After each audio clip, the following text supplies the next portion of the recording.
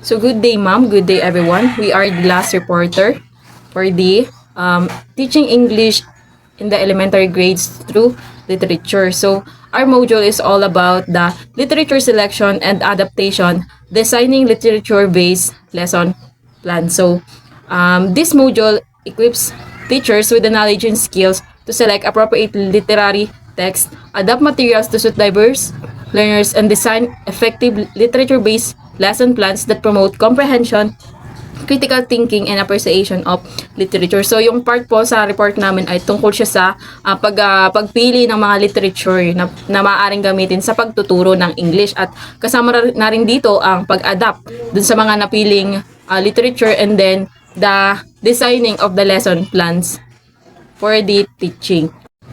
Dito sa ating module ay meron tayong learning objectives. So, una na dito ay ang define key concept related to literature selection, adaptation, and literature-based instruction. So, malalaman natin kung ano nga ba yung mga key concept dito sa tatlong to, which is the literature selection, adaptation, and the literature-based instruction.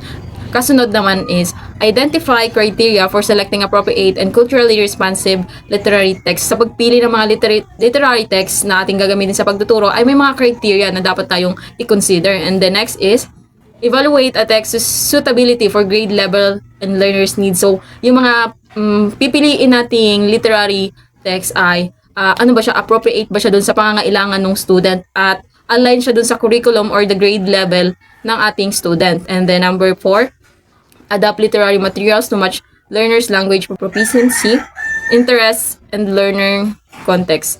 So, dito, sinasabi dito na dun sa materials na pipiliin natin, kailangan na match yung material na yon sa language proficiency ng bata at saka sa interest ng bata para makuha din yung kanilang interest at matuto sila.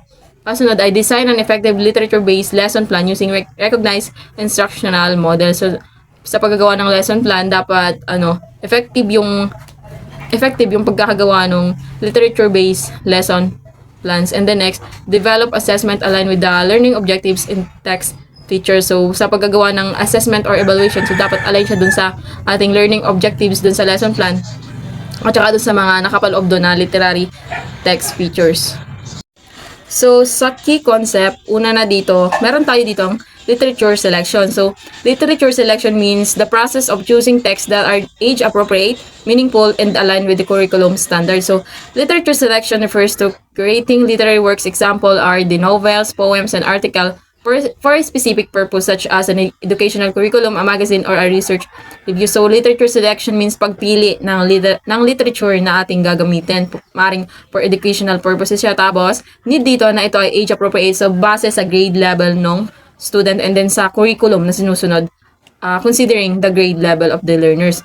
Next is the literature adaptation. So, it means modifying a text or its learning materials to ensure comprehension and inclusivity while maintaining the integrity of the original piece. So from the word adaptation, we're going to adapt the literary text that we are going to use. So, adaptation is the process of transforming existing literary works into a new genre, medium, or context while often maintaining its core themes or spirit. So, means adaptation, style siyang gagayahin natin, pero hindi dapat mawala dun yung originality o yung site na makikita pa rin kung saan galing yung work na yon, pero inadapt lang siya natin at yung syempre yung originality makikita pa din, hindi yung parang sinarili na or dun sa pag-a-adapt na yun parang kinuha na lahat.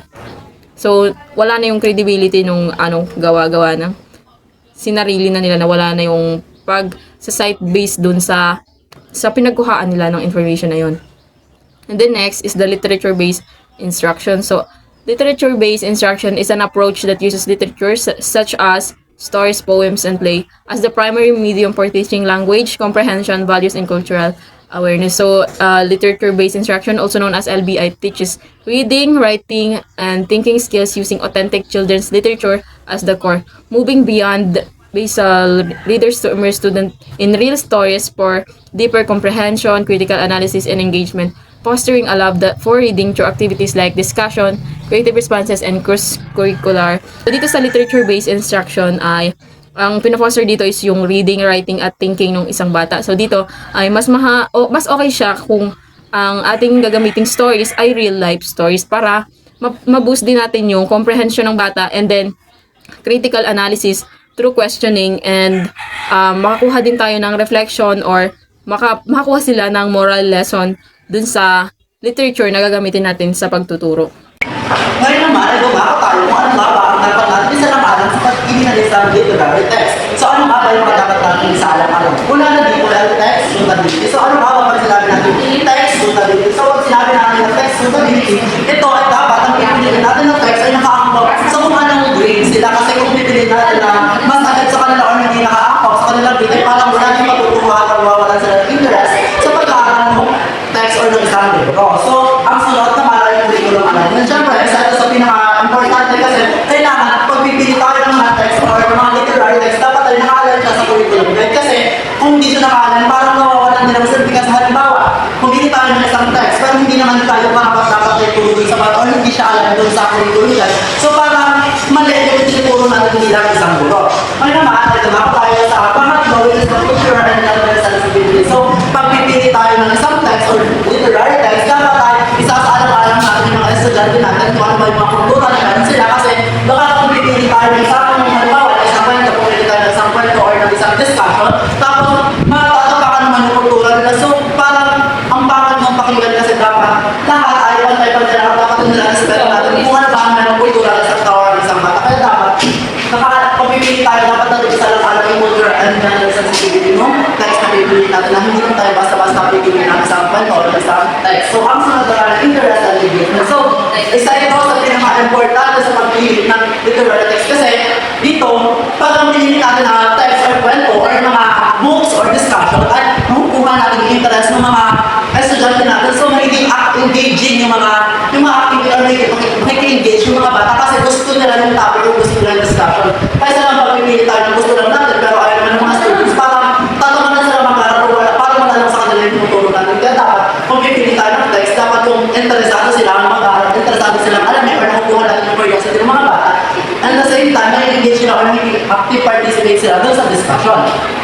So, the last one, the language appropriateness, dapat pagpipili tayo ng text, hindi yung masyadong mahirap kasi dapat gaya nga nang sinabi ko, na dapat i-aalin natin siya sa text, so i-aalin natin siya sa grade level. So, dito naman, dapat i-aalin natin sa kakayahan ng bata. Siyempre, alam naman na pagpipili tayo ng text, yung pal-context natin. Siyempre, halimbawa, tuturuan natin ng grade 3, dapat pagpipili natin ng mga language, ay yung armog lang sa kanila, or yung mas nabili lang ngayon, yung mga basics English, yung dapat yung tinuturo or kukunin natin ang mga literary text. So, yun lang yung mga dapat ang isa na pala kung pipili tayo or mahalap tayo ng isang literary text or mga strategy lessons.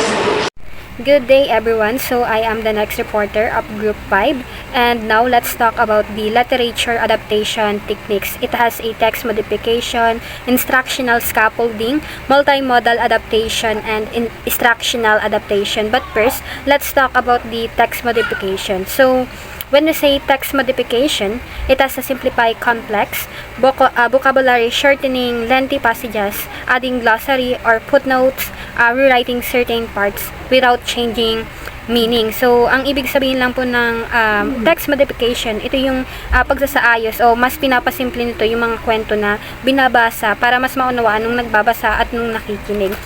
Kumbaga, sa madaling salita, hindi ito binabago or hindi binabago yung meaning nito, pero ginagawa lang na maikli para mas klaro o mas madaling maintindihan ng mga nakikinig or nung nagbabasa. For example, ang sentence na binasa dun sa kwento ay, ang binata ay naglakbay sa mapanganib at masukal na kagubatan. So, para mas maintindihan ito ng mga nagbabasa or dun ng mga nakikinig, ay pwedeng paikliin ito na naglakbay ang binata sa delikadong gubat. So, yun, sa madaling salita, mas pinaikli yung pahayag or yung sentence, pero mas madaling naunawaan nung nagbabasa or nung nakikinig yung kwento na binasa. And next is the instructional scaffolding. So, kapag naman sinabi nating instructional scaffolding, ito yung providing pre-reading questions using visual aids, story maps, character charts, giving background information. So, kapag sinabi nating instructional scaffolding. Ito yung nagbibigay ng tulong bago basahin yung kwento. Halimbawa, kapag nagkukwento ang mga guro, nagbibigay muna sila ng mga tanong, yung mga larawan, or yung mga background info para mas madaling maunawaan o maintindihan ng nagbabasa or yung mga nakikinig dun sa binabasang kwento. Halimbawa, yung binabasa ng guro is all about the alamat ng rosas. So, bago basahin ng guro yung alamat ng rosas, magtatanong muna yung mga guro or yung guro na halimbawa, may nakita na ba kayong rosas? Ano ang alam nyo tungkol sa alamat ng rosas? Tapos, before magpakita or magkwento yung teacher dun sa student, pwede siyang magpakita ng mga picture ng rosas para may idea yung mga bata about dun sa kwento na yon.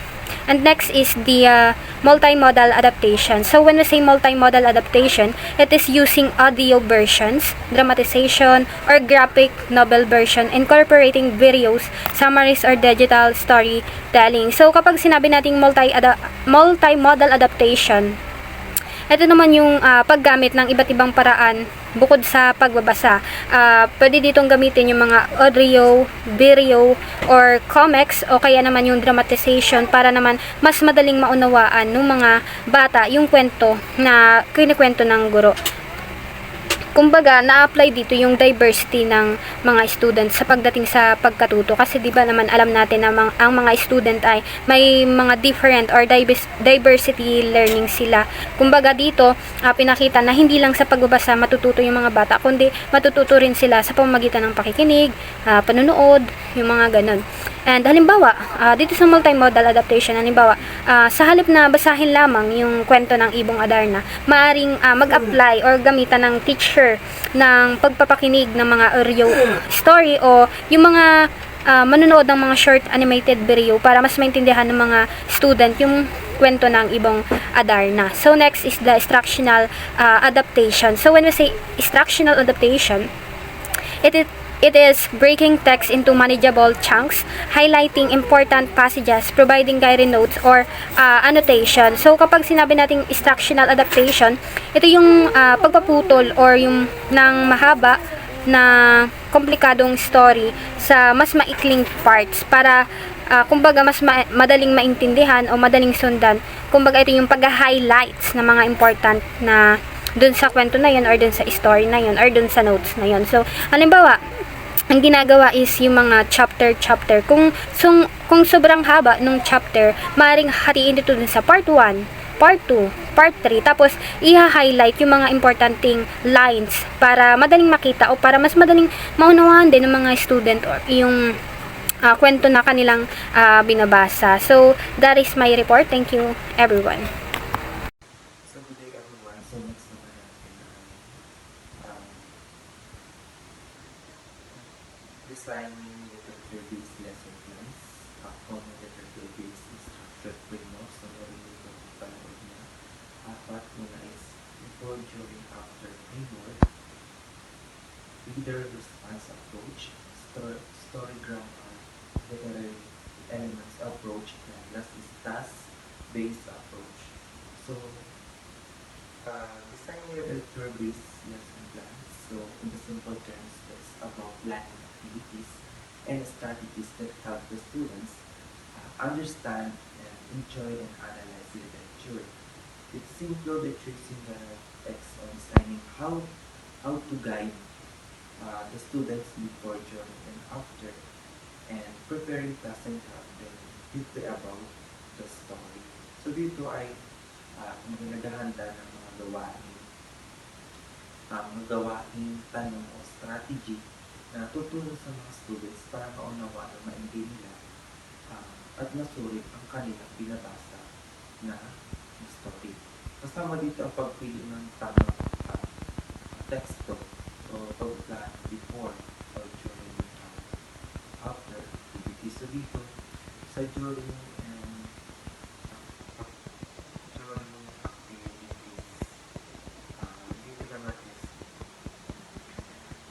before, during, after framework, this approach will help the student to get the reading before reading, stay on track to while reading and think about what they learned after reading. So dito,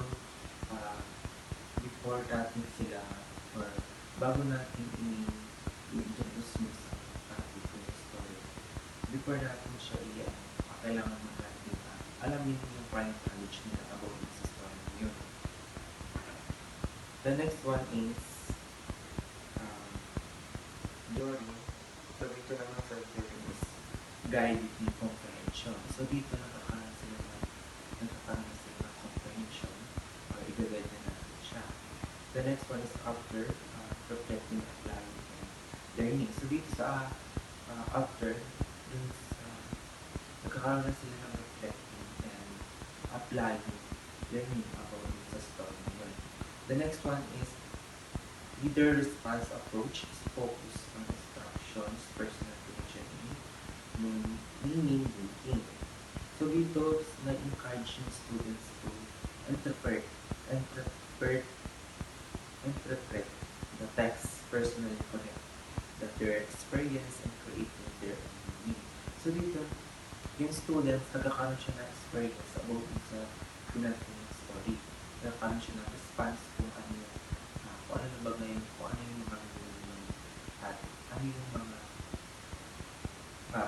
nakakonect sa kanyang sarili about this story. The next one is story grammar literary element approach. The teach plot character settings and POV conclude. So dito, focus on teaching the story components such as the character settings, theme, point of view, and conflict. So dito, the story grammar, after nilang mabasa yung story na yun, then nakakaroon sila ng story grammar or nakakaroon ng elements approach kung ano ba yung plot, ano yung character, ano yung setting, ano yung theme, ano yung point of view, and complete yung isang story nila. Then last one is task-based approach. Uses activities and output performance writing task. So dito, magkakaroon ng task based sa approach na gagawin ng students. The students learn through hands-on tasks or activities like the performance, creating a project, or writing something related to the text. So dito, magkakaroon sila ng hands-on performance activities kung saan nakaalin pa rin dito kung ano yung topic nila at ano yung kanilang gagawin na libawa. Magkakaroon sila ng storytelling, magkakaroon sila ng story, din i-element ng story nila yun. Kung ano yung plot, ano yung character, ano yung place, ano yung theme, ano yung point, and ano yung complete sa story. So yun yung sinasabi dun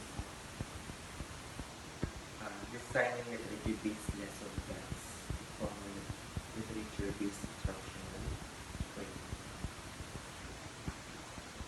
Ang re-report ko po ay ang components of a literature-based lesson plan. So, ito po ay bahagi ng bawat isa. So, una ay ang learning objective. So, alam naman po natin kung ano yung learning objective. So, ito yung goals ng isang lesson. So, dito natin sinasabi kung ano dapat yung matutunan ng mga estudyante pagkatapos ng isang aralin. So, dito din naka-align yung standards tulad ng MELC number.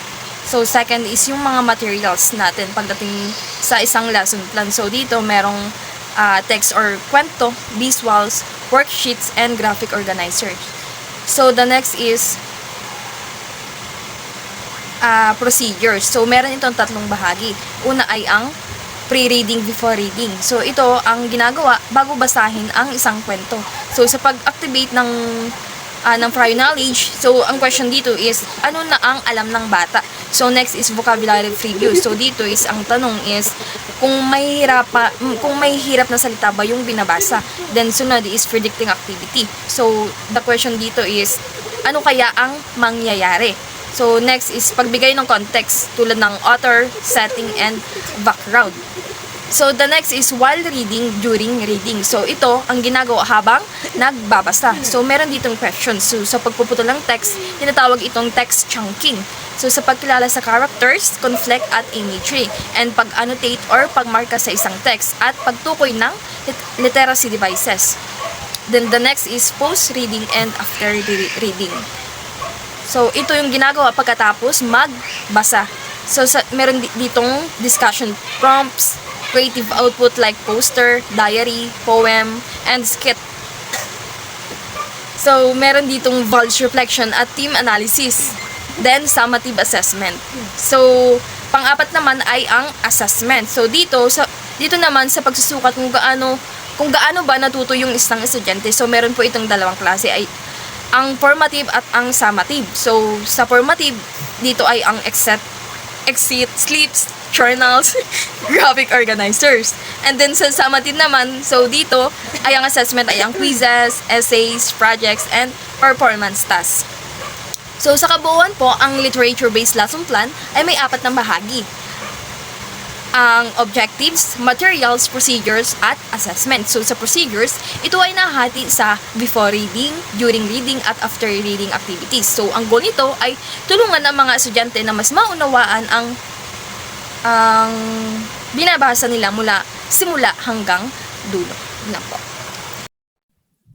So, good day, ma'am. This is my part on our report, which is the sample mini lesson plan templates. In these templates, first of all, it has a title of the text, grade level, and duration, and learning competencies.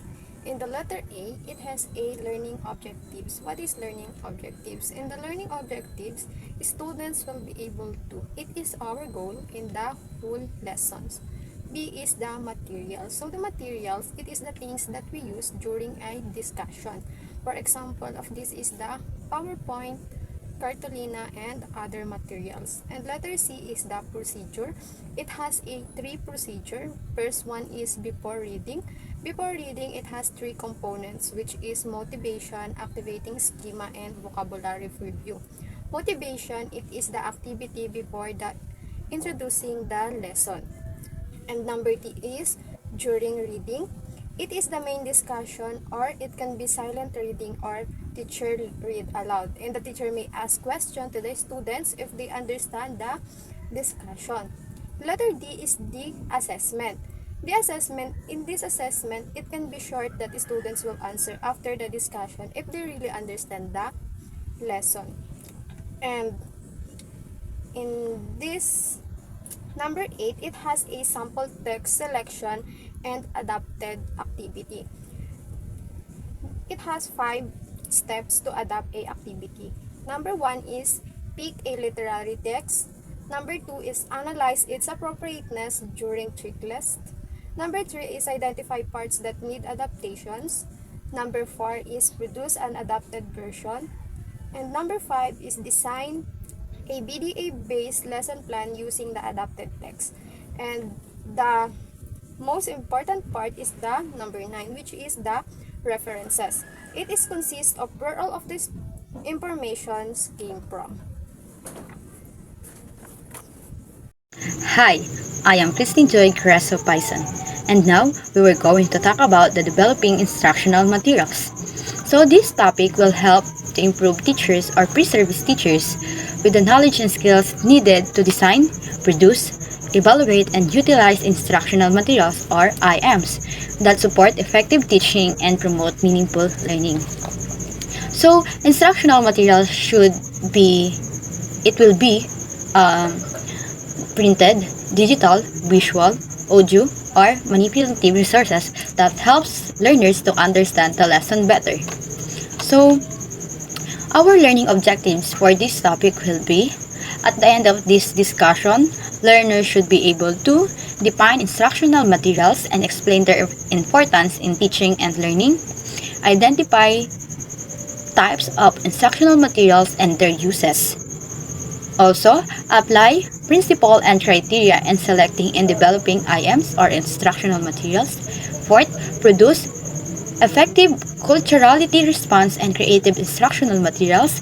Fifth, evaluate instructional materials using standardized evaluation tools or rubrics. And lastly, 6, use IMs in lesson effectively. So, the key concept of this topic will be first, instructional materials. Instructional materials or any resource used in teacher to facilitate teaching and improve learners' understanding. Example, worksheet, manipulatives, visual aids, and digital content. So, instructional materials helps us to for our effective teaching dahil using instructional materials, we can help learners to understand the lesson better, because sometimes, like what I said earlier, instructional materials will be or should be printed, digital, visual, and audio or manipulatives, because yung mga student na naman natin is hindi naman sila pare-parehas na visual learning, audio learning. So, meron silang iba't ibang strategy para matuto. And yung instructional materials, it will helps. It will greatly helps for the teaching and learning strategy for us and for the learners. So, malaking naaambag nila. That's why me as a student teacher, I will always use instructional materials for my demonstration teaching, because I know it greatly helps for student on their learning. So the second part is learning resources. So learning resources is a broader category that includes IMs plus textbook, teacher's guides, curriculum materials, and digital learning platforms. So, tayo as a teacher, marami talaga tayong resources kung saan natin kukunin yung ating lesson sa mga bata. Siyempre, kailangan natin lagi ng basis. Pwede tayong kumuha sa curriculum guide or some published books, yung mga printed modules for learners, yung mga worksheet na piniprovide ng DepEd. So, it will greatly help us para malaman natin kung ano yung ituturo natin sa mga students. And syempre, naka-align tayo para ma-assure natin na naka-align tayo sa mga competencies na kinakailangan ng bata sa edad or sa grade level na meron siya. So, yun. Yung learning resources as like katulad siya ng instructional materials na talagang kailangan natin for teaching and learning. So, the third part is pedagogical relevance. So, pedagogical relevance, the alignment of IMs with learning competencies, student needs, and instructional goals. So, pag sinabi nating pedagogy, it's all about teaching. Kung gaano ka tawag dito, skillful yung teacher when it comes on teaching. So, katulad din dito sa sinabi, kinakailangan daw po na mag-align yung instructional materials natin sa learning competencies, sa student needs, and sa instructional goals natin. So, all of them are connected talaga for the learning of the student. At syempre, para mas mapadali yung pagtuturo natin as mga teachers. So, yun, as a teacher din, kailangan natin ma-assure na with the help of instructional materials and learning resources that we have, we need to assure that we also have skills to teach. Kasi wala naman silbi yung instructional materials natin, yung resources na nakuha natin, if we as a teacher is wala tayong skills to teach students. So that's why it is also very important for us that we have pedagogical knowledge. We also need to have that what we call TPAC, technological knowledge, content knowledge, and pedagogical knowledge. That's why we are learning right now, and this will help us to know the importance of instructional materials, the alignment to our learning resources and to have skills for teaching. So that's it, and thank you. So, good morning po. So, ang napunta naman po sa aking part ay importance of instructional materials. So, meron po ditong 6 na nakapaloob po dito. So yung una po ay enhanced learner engagement and motivation. So sinasabi dito sa enhanced learner engagement and motivation ay ito yung kaganapan na patungkol sa instructional materials. So dito sinasabi dito ay ito yung pampasigla o pampasaya pagdating sa pagtuturo ng klase. Dito nagpo-provide ang mga bawat teachers o yung mga nagde-demo para mas ma-engage yung kanilang skills or knowledge para sa simula pa lang ng kanilang discussion is magpapagawa na agad sila ng motivation or kailangan sa unang bungad pa lang ay makikita na natin na nai-engage na yung mga student para mas maganahan pa sila sa kanilang pakikinig sa kanilang pag-aaral. So yung pangalawa naman ay simplify complex concept. So dito naman sinasabi din dito, katulad din ng sinabi ko, ay ito naman ay yung gumagamit ng mga malinaw na salita. So dito ay ginagawang diretso para ang mga bata ay hindi na nalilito sa kanilang pakikinig sa pagtuturo. Dahil yung mga bata kasi pag tinuruan mo ng iba't ibang discussion at ikaw ay paligoy-ligoy, doon pa lang ay malilito na yung mga student. So kailangan kapag gumamit ka ng simplified complex concept, kailangan malinaw na or di kaya clear sa kanilang mga student para mas ganahan pa sila sa kanilang pakikinig. Dahil pag ikaw ay hindi dire-diretso yung sinasabi at ikaw ay paliligoy-ligoy, ito hindi maintindihan. So kailangan straight to the point ka kung may sasabihin ka or i-discuss mo yung gusto mong sabihin. So yun po. So ngayon naman ay yung pangatlo naman, provide visual and tactile support. So dito naman sa sinasabi ng provide visual and tactile support ay ito yung mga yung mga image, yung mga larawan na nahawakan ng mga student lalo na sa kanilang pagkatuto through sensory motor, para madali nilang maintindihan kung ano nga ba yung tinuturo nila. Syempre kapag mga bata, binibigay mo yung mga experience na matry nila yun, kasi habang tumatagal kapag ginagawa na nila yung ganong bagay, ay nasasanay na sila na parang okay, ito pala yun, na mas lalo silang ma-engage na gawin yun dahil natututo siya. Dahil kahit pagdating ng araw at umangat ang kanilang pag-aaral, umabot sa mga intermediate or pagdating ng mga grade 6, mga ganyan, ay natututo na sila. Kailangan bigyan din natin sila ng skills na may experience nila kung paano gamitin, kung ano nga ba yun, para mas matuto pa sila. So katulad naman dito sa pang-apat ay encourage creativity and critical thinking. So sinasabi naman dito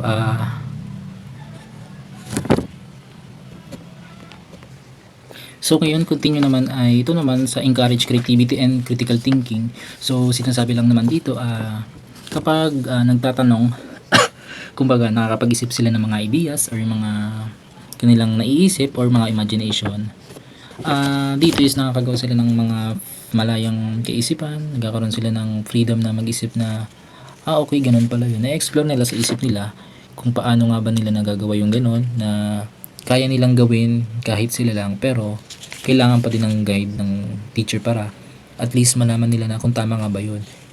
Pero dito is makakatulong talaga para sa mga bata na nagsisikap, lalo na yung mga talagang mataas ang critical thinking, talagang makukuryo sila kung ano nga ba ito. So kailangan may mga halimbawa ka talagang ipapakita sa mga student na alam nilang may engage sila, na at least maintindihan nila, kasi mahirap naman talaga magturo sa mga student na lalo yung mga slow learner, ay yung mga walang image. Kahit sabihin pang yan ay fast learner, kailangan magbibigay pa rin tayo ng mga images para mas maintindihan ng mga bata, dahil napakahirap talaga pong magturo kung walang visual or mga pictures, dahil ang hirap mag-isip na kung ano nga ba ang tawag sa ganun, kung ang tawag sa ganun yan. So yun po. So ang sunod naman ay support diverse learning styles, visual, auditory, and kinesthetic. So dito naman mas natututo sila kapag ito ay nahawakan nila, lalo na yung pakikinig, lalo na yung mga gumagalaw sila na sila lang ang nakakagawa. Dahil syempre tayo mga teacher-centered ay kailangan i-guide natin sila sa kanilang ginagawa. Hindi pwedeng sila lang ang gumagawa, para at least habang ginagawa nila yun ay may guide sila, na maging aware sila na okay pala, mali pala yung ginagawa nila or di kaya tama. Doon pa lang ay kailangan sa kanilang pakikinig ay laging nandun pa rin tayo syempre, kapag magtuturo naman talaga tayo is kailangan yung may maayos na visual o yung mga nahahawakan. Lalo, ang hirap naman talaga magturo kung wala naman talagang pinapakitang visual o presentation sa mga student. So, kailangan, para mas makinig sila or mas may matutunan talaga, kailangan ay bigyan natin sila ng pagkakataong gawin yung isang bagay na ganun para ma-explore nila yung kanilang ideas na naiisip. So, ngayon naman ay last, localized learning to reflect the culture environment. So, yun. Dito naman, patungkol naman ito sa culture. Ito yung gumagamit sila ng kwento about sa culture. Ito yung mga kabuluhan na pagkatuto nila sa kanilang lugar or bumibase sila sa kanilang culture. Siyempre, kung saan culture ka man na naroroon, siyempre doon ka matututo. Hindi tulad sa iba na kapag dito ka sa Quezon nag-aaral, siyempre, kung dito ka nag-aaral at hindi ka taga dito talaga, may matututunan ka talaga sa culture na ito. Dahil kung nasang culture ka man, yun ay doon mo maa-adapt yung mga iba't ibang culture na pagkatuto mo. Kung hindi ka man sanay dito sa Quezon, ay masasanay ka dahil dito ka nag-aaral. Dahil may mga kaalaman dito na hindi mo alam kung ano ang tawag sa ganito, sa ganyan, kung ano ang mga languages nila. So dito, matututo ka ng mga language na hindi mo pa naririnig sa iba dahil katulad nga nun, culture and environment. So kailangan talaga, magre-reflect naman talaga sa'yo kung saan culture ka. Kung ang culture mo ay Quezon, matututo ka pa talaga ng mga gawain dito, yung mga tanawin, yung mga dito is may magigain kang knowledge patungkol dito kung anong culture mo dahil kung nasasan ka nga na culture ay yun talaga, doon ka matututo kung nasan ka. So, yun lang po. Thank you po. So, the first one is content principle. So, sa content principle, kailangan nandito yung accuracy and correctness na ating ituturo sa ating estudyante sa paggamit ng instructional materials. So, nandito din yung alignment with MILC or the curriculum standard. Kailangan yun para alam ng bata or alam natin guro kung saan dapat tayo kumuha na mga ilalagay natin sa ating paggawa ng isang lesson plan. Relevance to lesson objectives and grades appropriateness. So, yun yung mga kailangan natin sa paggawa ng content principle sa isang instructional materials. And the next one is design principle. Kapag magde-design tayo ng ating, or magde-develop tayo ng instructional materials, syempre hindi tayo basta-basta lang kung ano lang gusto nating design. Kailangan ito ay may kaugnayan sa ating topic. The simplicity and clarity, yun yung mahalaga, yung simple pero ito ay malinaw or maayos ang pagkagawa. Good use of color and visual heritage. So, kailangan palagi paggagamit tayo ng mga colored paper, kailangan good combination ng color. And the last one ay consistency in layout and formatting. So, syempre, pinakamahalaga din yun yung mga layout dahil syempre, elementary yung tuturuan natin. Pala nga naman grade 1, maliit yung mga sulat ng ating instructional materials na gagawin. So, kailangan ay i-akma natin sa grades kung ano ang topic and so on. So, the next one is pedagogical principle. So, nandito ang support active learning. So, kailangan natin ng support active learning para din mas maayos tayo matutunan ng mga bata. Address learner diversity, yun yung mahalaga. Kailangan ay ma-address ang learner diversity. So, encourage higher order thinking, provides opportunities for interaction. So, kailangan bilang isang teacher, alam mo kung paano mo i-gain o ika-catch yung mga attention ng mga bata. And letter D, culture and ethical principle. Andito yung sensitivity to gender, culture, values, and avoid stereotypes and biases. So, bilang isang future educator, so kailangan natin maging patas sa lahat ng bagay at lalo-lalo na kapag tayo ay naging guro, kailangan tayo ay fair sa ating magiging student. So, the last one ay reflects local context and positive values. So, ngayon naman ay tatalakay natin yung mga different types of instructional materials kapag tayo ay mag-demonstration. So, una dito ay yung mga front materials, katulad ng mga storybooks, yung mga modules na ginagamit natin sa ating pagtuturo. And then, sa mga halimbawa nito ay yung mga ginagawa natin items, katulad dito mga pictures, and then mga iba't ibang mga pictures or mga printed materials na maaari natin magamit sa ating pagdedemo or sa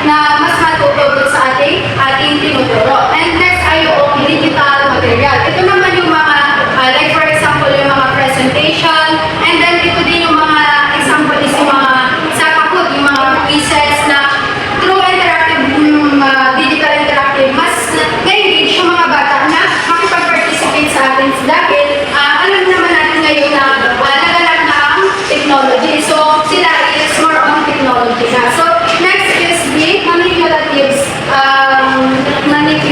So, manipulative material. So, for example, in this material, so, when pagka tinulog natin itong bola, ay dito mag-action kung saan dito sa bagay na ito, may mga tanong na dapat sagutan ng mga bata. So, ito ay isa sa mga halimbawa ng manipulative subject. And then, yung isa pa yung mga example na mas maganda is yung mga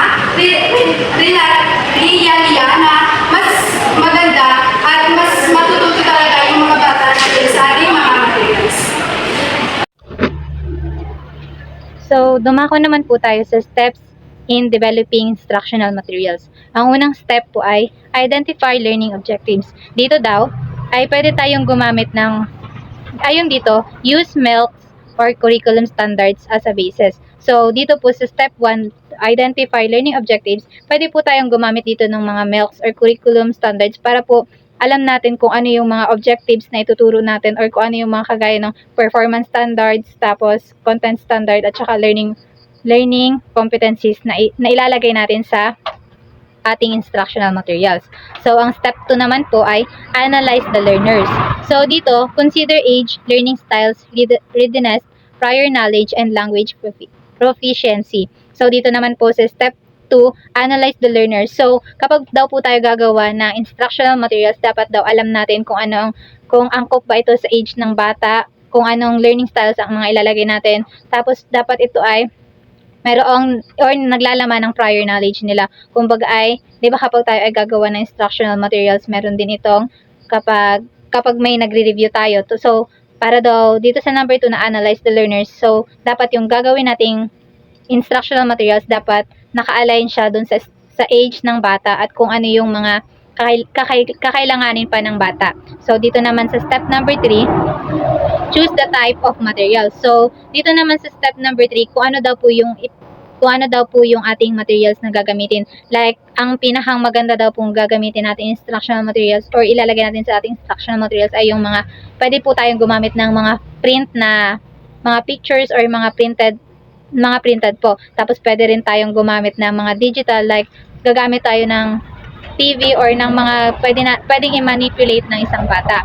So, pwede din tayong gumamit ng visual aids at saka yung mga hands-on na pwedeng gamitin ng bata, like na nagagalaw nila na manipulate nila. So, dito naman sa step 4, design the content. So, sa pagde-design ng content, pwede tayo organize information logically, use learner-friendly language, apply design principles, color spacing, or graphics. So, dito naman po sa pagde-design ng content, dapat yung ating mga ilalagay na word dapat ay yung hindi masyadong mabigat or yung vague na statement or mga language ang ilalagay natin. Dapat tapos kapag 'di ba ang mga tuturuan natin ay mga bata.